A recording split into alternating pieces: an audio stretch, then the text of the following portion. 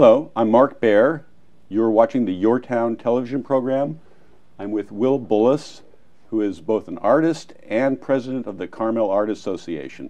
President of the board of the Carmel Art Association, I should say. And we're going to do two segments. First, we're going to deal with Will's art on a personal level, and then we're going to do the second segment about the Carmel Art Association. So welcome. Well, thank you. It's a pleasure being here. So I've admired your work for years, and I've admired it for many reasons. Well, I've been doing it for many years, yeah. for very few reasons. Yeah. But one of the things that is your hallmark is that, two things are your hallmark. Your very fine illustrative abilities and painterly abilities, and then the contrasting that with outrageous humor that is very kind of not arty. Well, so you've kind of put two the combination of those two have been so important in my career. Absolutely, and it's a risky move. Well, yes and no. Or it could be. Yeah, it could be. It depends on who's doing it. Okay, yeah. And I feel very confident and very comfortable within my own skin as an artist in what I do.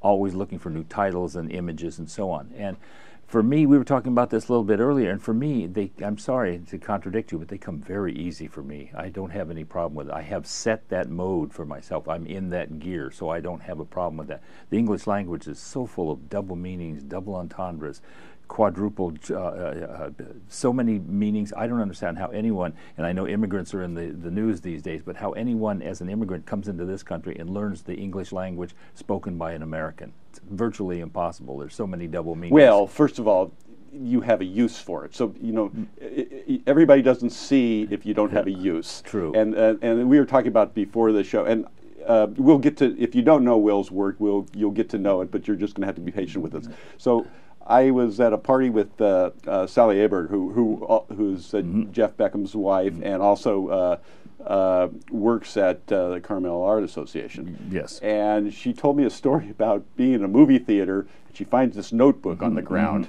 and she starts flipping through the pages, and she goes, "That can only belong to one man." One of the few times I've ever misplaced my journals. Yeah, definitely. But you're working at this stuff all the time. You're you're always thinking about this Post-it stuff. notes all over our house. We've avoided wallpaper all these years by just Post-it notes on everywhere. Yeah. But it's one of those things, wherever I go, there is something that clicks and says, oh, there's a good concept.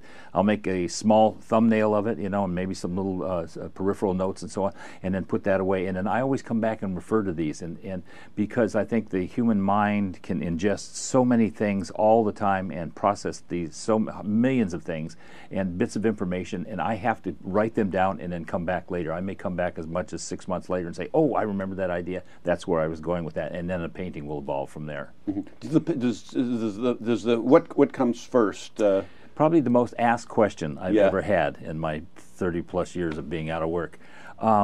It's 50-50, believe it or not. One of my hallmark paintings that I've been known for, and I use it on my business card, letterheads, and everything else, is duct tape. Okay. When I did that painting 25 years ago, a number of people said, wow, that's terrific and funny. And I thought to myself, my God, it's so obvious. Why hadn't somebody done this before? Since then, I think there's a Canadian company who manufactures duct tape as the name duct tape and so on. But to me, there's so many things that are obvious. And when I hear it, it's like we were talking about bringing some images on a thumb drive. Okay, right away I said, there's a painting in there somewhere with the term thumb drive. So it just keeps coming, and I like it, and I actually fertilize it and water it to make sure it's going to grow in bigger branches and so on. And there's new terminology that comes along all the time, even with the digital world, and we'll talk a little bit about that later, I think. But my brother-in-law, who has hunting dogs, well, the one particular dog would like to come into his study and come around the backside of the computer and put his head up in that little space between the keyboard and the computer and lay his head on the keyboard, begging for attention. Well, I did a painting and a portrait of that dog entitled "The Dog Bite," but spelled B-Y-T-E. So to me, there's nuances that can change with a single letter and so on. And that's, when I paint, I'm a very fast painter and very prolific. Okay, I don't ask myself, should I be doing this? I just say, I need to do this, so I do it. And that's how it evolves. I have over 2,000 paintings in my digital library. And what that actually signifies is that every painting I have done in my career gets, as soon as it's finished, gets photographed, scanned high res and goes into our archives, and that has opened up a whole new shelf life for artwork. So instead of a piece of artwork going to a prospective client, buyer, collector, etc., and then never being seen except by very few people. So you own the copyright and everything. Oh, yeah, all artists do. Okay, yes, and they're yes. foolish if they don't think they don't, or they let someone else crowd in on that. Yes, So. yes. But so I own that. So and I know my fellow artists from the Brooks Institute would just cringe at the thought of putting an image on a T-shirt or a coffee mug or something like that, which is also where the humorous part comes in too, because I have some dear friends who do wonderful abstracts and fantastic landscapes and so on. But somehow they just don't work on a coffee mug. Okay, maybe a beautiful landscape or a beautiful abstract, but it doesn't work on a coffee mug. Whereas something like duct tape or Pico Noir works, or hair of the dog works on a coffee mug. Well, okay? what I think is unique about you is you're both accessible to somebody who doesn't have an art background, or art might not be a high priority, or look at a lot of art. There's a pathway in, and you have the alternative pathway of defined skill and art history background, where it's referential to other art, where I understand. Indeed. So there's this other level. You know, again, when we had Museum of Monterey and we had the show with the Carmel Art Association there, and you know, I looked at your piece a lot. You know, I got to spend a lot of time with the piece. Sure. And not only alone, which is one thing, but alone in a room full of art, which is you can tell how things work in a room. It's hard to tell in isolation, but in a room, sure. Does it compete? Does it hang in the room? Sure. And does it stand out? Does it stand up, and does it stand out with other art? And should it be there? Yeah. And there were so many layers that it's almost the superficial layer. It's almost easy to dismiss unless you're willing to spend time to go to the other layers, and then you find out, oh, this does fit in the room. That was an interesting experience. Competition in the visual art world is amazing. I'm sure it is in the music world and in the writing world, but the competition is ferocious, and I think personally ingrained in myself since early on when I was very young. And my mother introduced me to art by buying me my first professional watercolor set. And I knew it was a professional kit because it came in tubes, okay, not in little pans, okay. Right. So I knew that was a professional. So she encouraged me, not necessarily pushed, but encouraged me and guided me. And I was forever going through. I can remember when the encyclopedia salesman came to the house and sold my parents an overpriced whole set of encyclopedias. But inside those encyclopedias were these amazing colored pictures of art, okay. And so I started copying those, okay, and I got involved in that. So some of my skills started to develop. I mean, thank God for all my art teachers and everything, but who really gave you the tools and so on. And then you did have to work at it. It's not like, well, there are Mozarts in the painting world where it happens, and no matter what they do. But I think instilled in me from early on was this fear of blending in.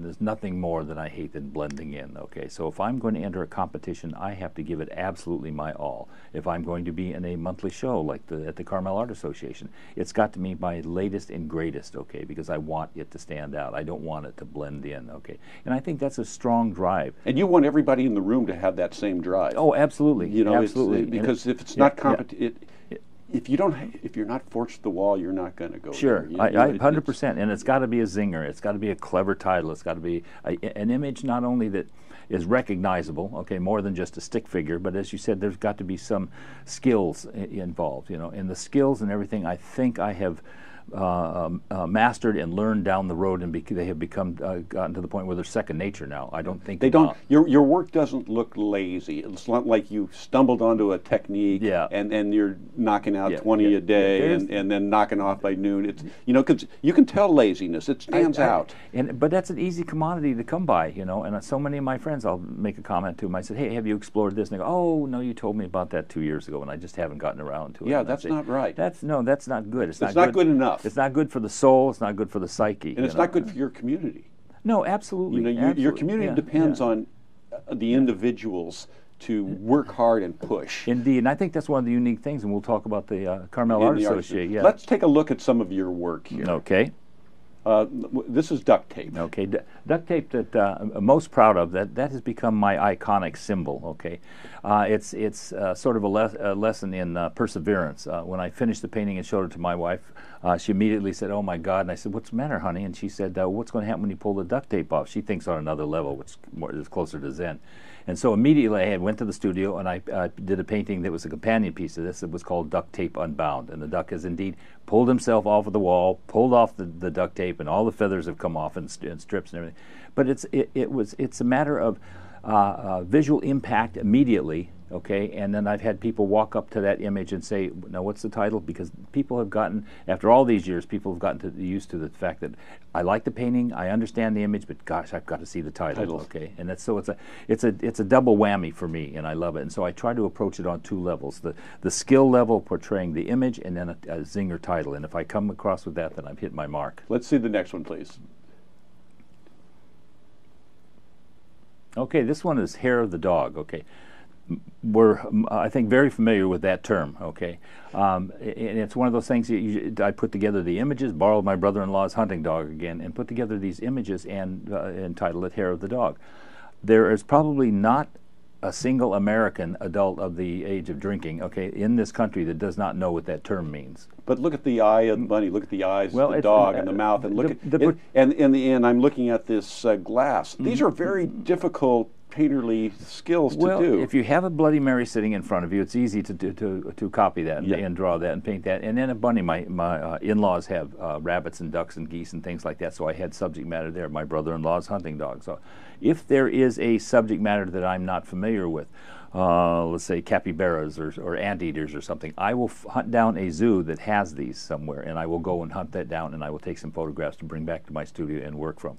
But most of it, because my wife and I live out in Carmel Valley, we have access to sheep and horses and cows and so on. You've got good living models. I just have to think of clever titles to go with these images.